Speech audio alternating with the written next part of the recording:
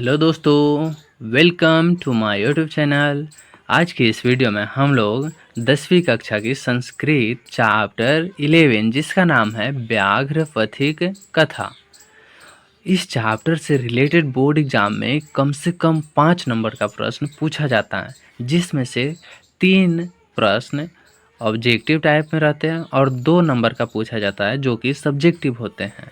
कभी कभी एग्जाम में इसका प्रश्न का लेवल भी बढ़ा देता है, जैसे कि 5 से जगह पर 7 या 8 प्रश्न भी पूछा जा सकता है। तो बिना किसी देरी की वीडियो को स्टार्ट करते हैं, और वीडियो अच्छा लगे तो वीडियो को लाइक और चैनल को सब्सक्राइब ज़रूर कर लीजिएगा, क्योंकि इसी तरह के जितने भी इससे रिलेटेड वो सभी हम प्लेलिस्ट में डाला गया है। ठीक, तो बिना किसी देरी की प्लेलिस्ट पर जाकर आप जितने भी टॉपिक हैं, संस्कृत, हिंदी, मतलब कि 10th क्लास के जितने भी हैं सब्जेक्ट, वो सभी का ऑब्जेक्टिव टाइप क्वेश्चन है। ठीक, तो बिना किसी देरी के वीडियो को स्टार्ट करते हैं। फर्स्ट क्वेश्चन है, व्याघ्रपथिक कथाया रचनाकार क अस्ति, जिसका हिंदी अर्थ हुआ व्याघ्रपथिक कथा का रचनाकार कौन है। तो नारायण पंडित, जिसका अर्थ हुआ नारायण पंडित। सेकेंड है, बूढ़े बाघ के हाथ में क्या था। जो बूढ़े बाघ था तो उसके हाथ में चांदी का कंगन था। दरिद्र भन भरा कौन्त्य माँ डॉट डॉट निरोजस्य कौमोषधे पद किस पाठ से संकलित है। जो दरिद्र की बात करें तो दरिद्रता भरी रहती है नारायण पंडित में, पंडित जो थे उनमें, और इनके बारे में कहा गया है व्याघ्रपति कथा में। तो ऑप्शन हो जाएगा ए राइट। अगला प्रश्न है, बाघ के हाथ में क्या था। बाघ के जो हाथ में बाघ रखे थे अपने हाथों में कुश, जो कि चांदी के थे। ठीक, व्याघ्रपति कथा किस ग्रंथ से उद्भूत है, अर्थात किस ग्रंथ से लिया गया है। तो ये हितोपदेश से लिया गया है। पशु पक्षी का था नाम मूल्यम केशाम शिक्षार्थ भवति, जिसका अर्थ हुआ पशु पक्षी का कथा मूल्य कैसा शिक्षा देता है। तो मानवा नाम, जिसका अर्थ हुआ मानवता की। व्याघ्रपति कथा में कुत्र तौ कंगणम किसका कथन है। ठीक, यह कथन था पथिक का, जो पंडित थे उनका कथन था। ठीक, दुराचारी क आसीत, जिसका हिंदी अर्थ हुआ दुराचारी कौन थे। तो दुराचारी व्याघ्र था, व्याघ्र जिसका अर्थ हुआ बाघ। व्याघ्रपति कथा में दान धर्मादिकम चरतु भवाना, जिसका किसका कथन है। ये कथन थे धार्मिक पंडित की। इदम सुवर्णम कंगनम गृहताम, किसने कहा था। यह स्वर्ण जो कंगन का है वो तुम ग्रहण कर लो। तो ये बोले थे, बाघ बोला था लालच देने के लिए पंडित को कि ये जो हमारे पास जो स्वर्ण सोने का कंगन है वो तुम धारण कर लो, तुम रख लो। व्याघ्रपति कथा पाठ में किसके दुष्परिणाम का वर्णन किया गया है। इसमें दुष्परिणाम था लोभ, क्योंकि लोभ नहीं करता पथिक जो थे पंडित तो उसकी मृत्यु नहीं होता। लोभ के दुष्परिणाम का वर्णन किस पाठ में है। तो यह है व्याघ्रपथिक कथा में। हितोपदेश कैसा ग्रंथ है। हितोपदेश बाल कथा ग्रंथ है। हितोपदेश के रचनाकार कौन है। इसके रचनाकार नारायण पंडित हैं। किसके बिना ज्ञान भार है, अर्थात किसके बिना जो ज्ञान है भार मतलब भारी लगता है। ठीक, तो ये होता है क्रिया बिना। जब तक आप प्रैक्टिस नहीं कीजिएगा तब तक ज्ञान आपको भार के समान दिखाई देगा। मान लीजिए हमको कोई प्रश्न नहीं आता है, ठीक, तो उसको प्रैक्टिस करेंगे तो एक्सपीरियंस बढ़ेगा, एक्सपीरियंस बढ़ेगा तो आपको आसानी लगेगा। ठीक, अगला है व्याघ्रपति कथा हितोपदेश के किस भाग में संकलित है। तो ये है मित्र लाभ। व्याघ्रपति कथा हितोपदेश से तो लिया गया है, लेकिन किस भाग से लिया गया है? तो मित्र लाभ से लिया गया है। ठीक, अब किसी प्रकार की कंफ्यूजन नहीं होगी। अगला प्रश्न है, कथम मारात्मके तवी विश्वास किसका उक्ति था? ये उक्ति था पथिक का। ठीक, पथिक स्नान करने कहाँ गया? पथिक स्नान करने के लिए तालाब के पास गया था। ठीक, दान किसको देना चाहिए? दान दरिद्र को देना चाहिए, जो मतलब गरीब हो, ठीक, उसको दान देना चाहिए। ये नहीं कि जो धनी हो उनको दान नहीं देना चाहिए। अगला प्रश्न है, व्याघ्रपति कथा में पाठ में किसके लिए कौंतेय शब्द का प्रयोग हुआ है?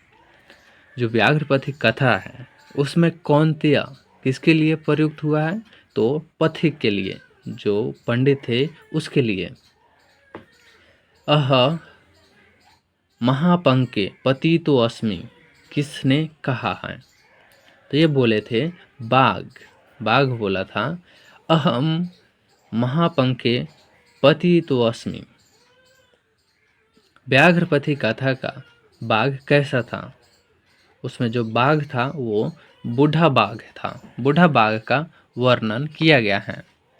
व्याघ्रपति कथा का पथिक किस में निगम हो गया था? वो कीचड़ में गीला हो जाने के कारण फंस गया था। उसका पैर धंस गया था, जिसके कारण वो अपना पैर निकालने में सक्षम नहीं था। हितोपदेश में कहानियां किससे संबंधित हैं? ये हैं पशु पक्षी के बारे में। ठीक, अनिष्टा दिष्ट लाभे अस्पि डॉट तदपि मृत्यब। यह श्लोक कहाँ से लिया गया है? और ये श्लोक व्याघ्रपति कथा से लिया गया है। बाघ हाथ फैलाकर क्या दिखाता है? बाघ अपना हाथ फैलाकर कंगन दिखाता था। जो सोने का कंगन बाघ लिया हुआ था, वो अपना कंगन पथिक को दिखा रहा था कि देखो मेरे पास सोने का कंगन है, ये चाहे तो तुम ले सकते हो।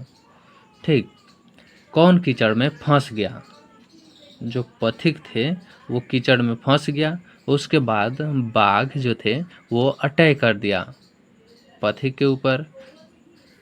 बूढ़ा बाघ क्या देना चाहता था? बूढ़ा बाघ के पास था कंगन, ठीक, स्वर्ण कंगन। तो वो स्वर्ण कंगन देना चाहता था। किसको? पथिक को। लेकिन वो लालच दिया था। ठीक, पथिक कहाँ फंस गया था? पथिक अपने कीचड़ में फंस गया था। पथिक किसके द्वारा पकड़ा और खाया गया? तो व्याघ्रपति पाठ है, तो बाघ के द्वारा पकड़ा गया था। कौन स्नान कर हाथ में कुश लेकर सरोवर के किनारे बोल रहा था? हाथ में कुश लेकर बाघ खड़ा था और पथिक जब स्नान करके आया तब उसको बोल रहा था, ठीक, मैं वंशहीन हूँ। किसने कहा? अर्थात वंशहीन का अर्थ होता है कि मेरा कोई वंश नहीं है, ये बाघ कह रहा था। अगला प्रश्न है, किसका भरण पोषण व्यर्थ है? तो जो विधवा होता है उसका भरण पोषण व्यर्थ है। भार क्रिया बिना। ज्ञानम भार क्रिया बिना, अर्थात ज्ञान के बिना जो क्या होता है, ज्ञानम भार क्रिया बिना, ज्ञान के बिना जो काम होते हैं भार अर्थात भारी लगते हैं। भाग्य से ही संभव है, ऐसा किसने सोचा था? तो ऐसा सोचा था पथिक। वो सोचे थे, जो पथिक थे वो सोचे थे कि भाग्य से ही ऐसा मतलब अवसर मिला है कि हमको सोने का कंगन कोई बाघ दे रहा है। ठीक, अगला प्रश्न है, विष के संपर्क में अमृत किसका कारण बन जाता है? जब विष होता है तो विष से क्या होता है कि अमृत भी मृत्यु का रूप ले लेता है। किसे धन नहीं देना चाहिए? किसको धन नहीं देना चाहिए? तो जो धनिक है उनको धन नहीं देना चाहिए। और किसको धन देना चाहिए की बात करें तो असहाय, गरीब, दुर्बल ये सभी है, इनको धन देना चाहिए। दवा किसका मित्र है? तो दवा जो होता है रोगी का मित्र होता है, क्योंकि दवा से ही रोगी ठीक होते हैं। अविश्वासी पात्र पर विश्वास करने से क्या होता है? जैसे मान लीजिए कि आपको किसी पर विश्वास नहीं है, फिर भी आप उस पर विश्वास कर रहे हैं, तो इससे क्या होता है? तो इससे हानि होगा। सिंपल सी बात है। मान लीजिए किसी पर बिलीव नहीं है, विश्वास नहीं है, और आप उस पर विश्वास कर रहे हैं, तो आपको हानि ही होगा। दान धर्मादिकम चर्तु भवाना, बाघ को यह उपदेश किसने दिया था? यह उपदेश दिया धार्मिक व्यक्ति ने। ठीक, उम्मीद है इस वीडियो की मदद से आपको इस चैप्टर से रिलेटेड जितने भी बोर्ड एग्जाम में प्रश्न पूछा गया है और पूछे जाने की जो संभावना है वो सब भी क्लियर हो गया होगा। मिलते हैं तब तक नेक्स्ट वीडियो में, तब तक के लिए जय हिंद, जय भारत।